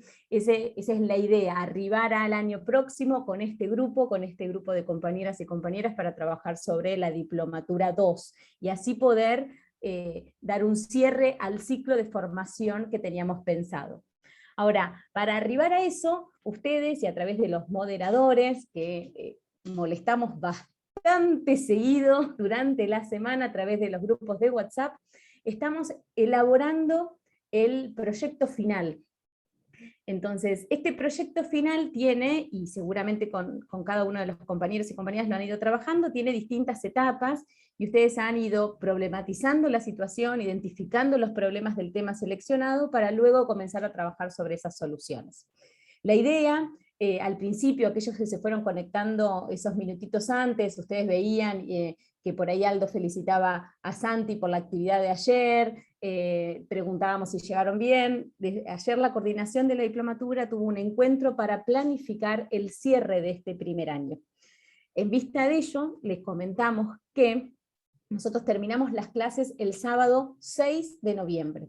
Está previsto en el cronograma que el sábado 6 de noviembre sea la última clase de esta primer diplomatura.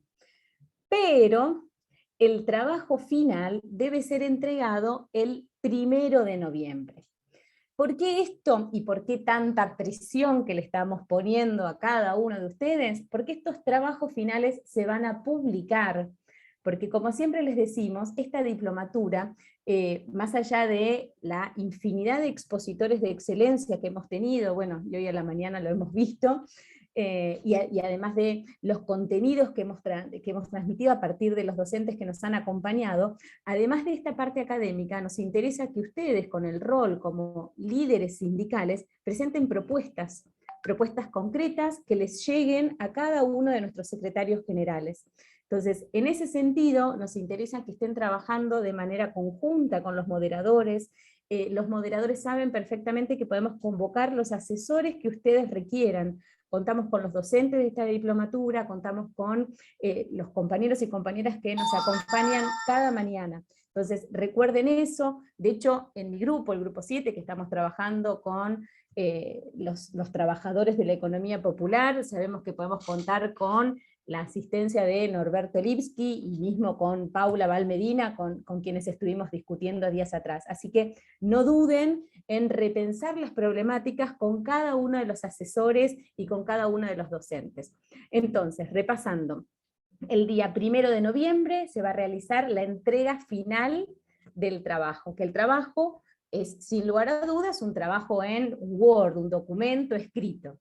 Pero no termina todo allí, porque el director de esta diplomatura siempre tiene ideas novedosas, y vamos a tener un encuentro de evaluación de esos trabajos que se va a hacer en el transcurso de la semana posterior al 1 de noviembre, y finalizando el 19 de noviembre. En esas semanas vamos a tener unos encuentros virtuales, que en el horario a coordinar con cada uno de los grupos, donde los grupos presentan sus trabajos, no solo a los docentes, sino que por supuesto a los secretarios generales.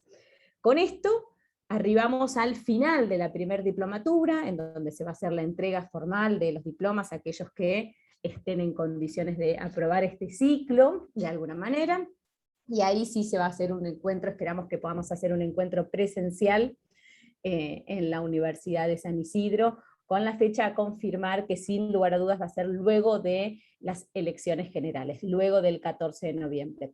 No se preocupen, que nosotros vamos a ir viendo cuál es el día más conveniente para que ustedes estén presentes. Esto lo hablamos con cada uno de los interlocutores de los sindicatos, para ver si es conveniente un día de semana, un fin de semana, con la idea que nos encontremos y finalmente podamos conocernos cara a cara con cada uno de ustedes.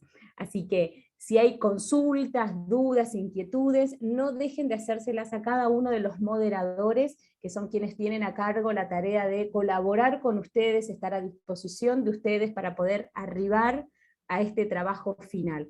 Que les recuerdo, trabajo final que debe ser un producto para cada uno de nuestros secretarios generales, una propuesta, una herramienta para cada uno de ellos, ¿sí? Así que, en vista de esto, tomen nota de esas fechas, los compañeros y compañeras moderadoras se las van a estar transmitiendo. Así que, dicho esto, y luego de una semana súper intensa y un sábado más que movido con la presencia de Pablo Flores y del embajador Scioli, lo invito a nuestro compañero Raúl Palazzo a cerrar esta jornada del día de hoy.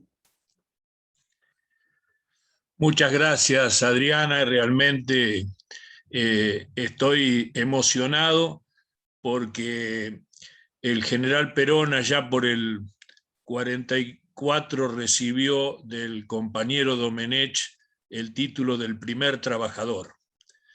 Esto porque realmente asombraba cómo ese militar, profesor del Colegio Militar de la Nación, especialista en estrategia, en ese momento se puso a trabajar tanto en el Ministerio de Guerra como en la Secretaría de Trabajo y Previsión, a trabajar cada día, en la mañana atendiendo un ministerio, a la tarde atendiendo otro. Trabajo, trabajo y trabajo le dio al país lo que nosotros sabemos y hemos estado trabajando en este tiempo. El general nos enseñó que hay una sola clase de personas, las que trabajan, y en esto dio una respuesta a muchas teorías, muchas ideologías que andan dando vuelta y que todavía nos siguen confundiendo. En esta mañana, aquí, hemos visto a 3 personas que nos han transmitido un testimonio. En primer lugar, mi amigo Julián, que ayer fue convocado para ser nuevamente ministro de Agricultura. Les quiero contar que en el 2009, mientras yo estaba trabajando en la escuela de la que era director, recibí una llamada de mi amigo Julián y me dice, me ofrecen el Ministerio de Agricultura. Y te mandan al frente de la peor batalla, le dije yo en ese momento. En el medio de la crisis, recuerden toda la crisis del campo allí. Y Julián,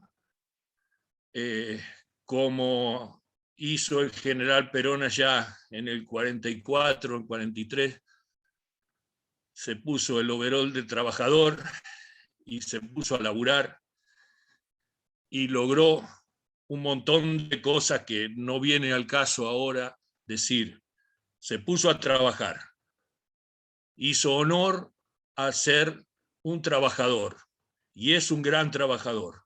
Por eso me alegra enormemente que este gran trabajador vuelva a ser un ministro de la Nación. En segundo lugar, Daniel Scioli, con toda una larga trayectoria de cargos que acá se nombraron. Fue convocado a ser embajador en Brasil hace 2 años y lo que nos contaba hoy es el testimonio de alguien que es un trabajador, que se pone a trabajar, que no mira la cuestión del rango, del honor, del lugar, del ceremonial, sino mira que hay que ir a ver cómo Brasil nos compra, cómo logramos en cada lugar conseguir promocionar el trabajo de nuestro pueblo. Y bueno, un trabajador, alguien trabajando, viendo las cosas, poniéndonos adelante, sobre todo ese ejemplo, ¿no? Testimonio. Finalmente, Pablo, compañero secretario general, un trabajador que nos muestra cómo desde su lugar es importante ver en concreto las problemáticas, escuchar a las compañeras, escuchar a los compañeros, ir viendo cómo ante cada problema una propuesta, una forma de ir avanzando. Un trabajador. Y estamos hablando entre trabajadores. Estamos hablando entre trabajadores. Estamos hablando desde abajo, donde nos ponemos todos como hermanos, como nos enseña el Papa Francisco, como hermanos, a querer llevar, construir comunidad, conformar comunidad, organizar la comunidad. Y esto se hace con el trabajo del conjunto, el trabajo que cada día realizamos, pero un trabajo que también es militancia. Respecto de esto, agrego, he visto cómo se ha instalado un discurso que por ahí de alguna manera enseña, tenemos que instalar una situación respecto de la cuestión política. Se instaló un discurso después de las elecciones de perdedores y ganadores. Yo creo definitivamente que la política da ganador a aquel que lleva adelante un proyecto que hace la felicidad del pueblo y la grandeza de la nación. No es cuestión de un partido de fútbol que se gana y se pierde en el momento. Las elecciones para elegir candidatos donde hubo dos estrategias distintas en los frentes más importantes, precisamente no pueden dar ganadores y perdedores, porque lo que ha pasado es que un frente hizo interna por todos lados, tomó a las PASO en el sentido de armar interna, y otro frente prefirió buscar unidad, y eso dio resultados distintos.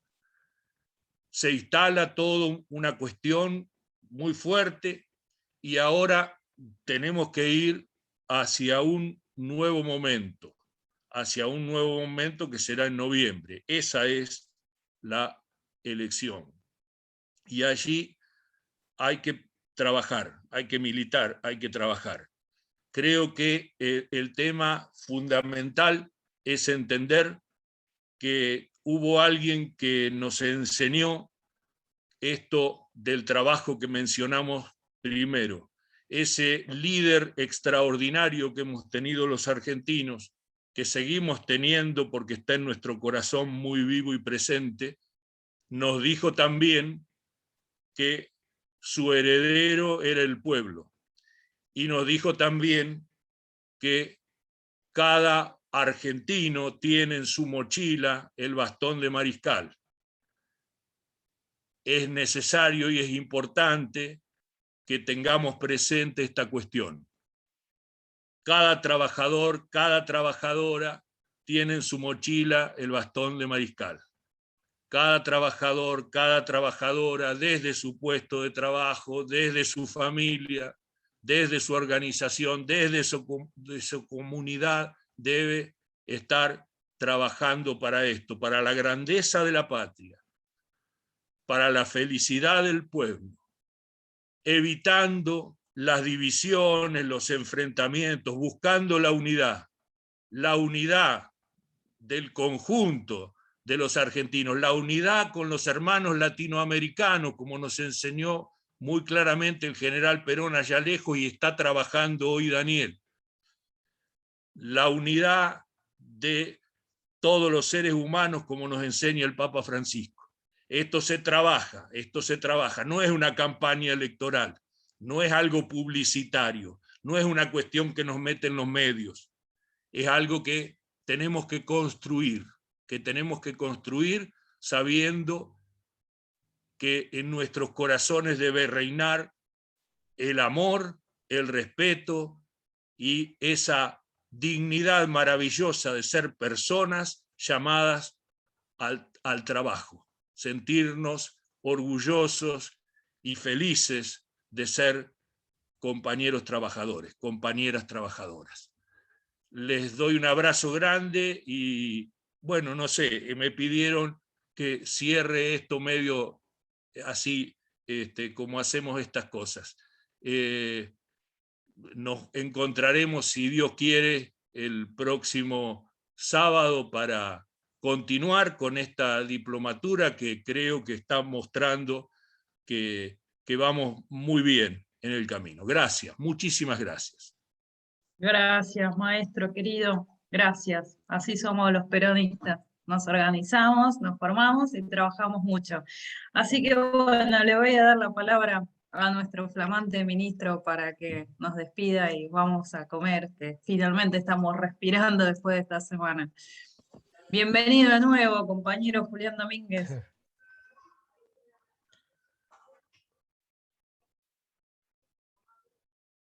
Muchas gracias. Descansá en los próximos días, así que las mejores energías para esta etapa de tu vida. Que te pase lo mejor que le puede pasar a una persona en esta etapa de tu vida. Y contá con toda nuestra energía positiva y nuestra fuerza.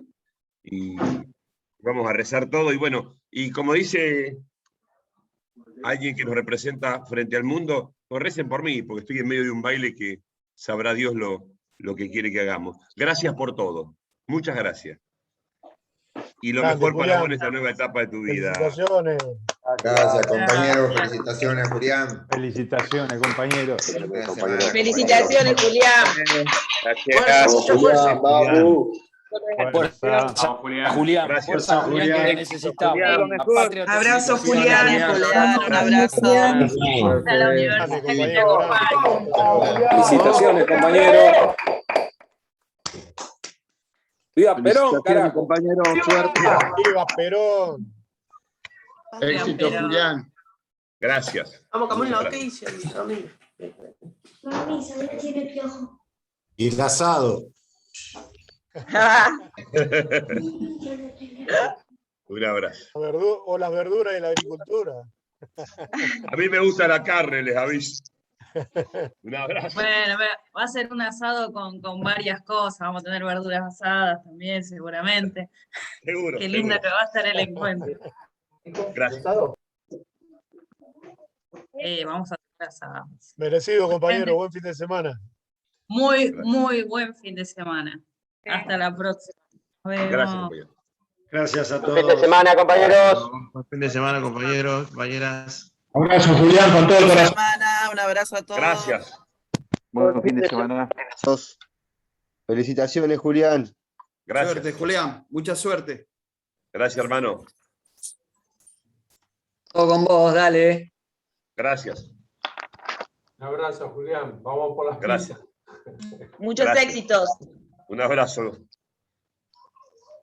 Chao, Esteban. Éxito, Julián. Hacé las pizzas, mentiroso. Éxito, Un Julián. abrazo. Gracias. Por Te fin vamos un a hacer gabinete llegar peronista, compañero.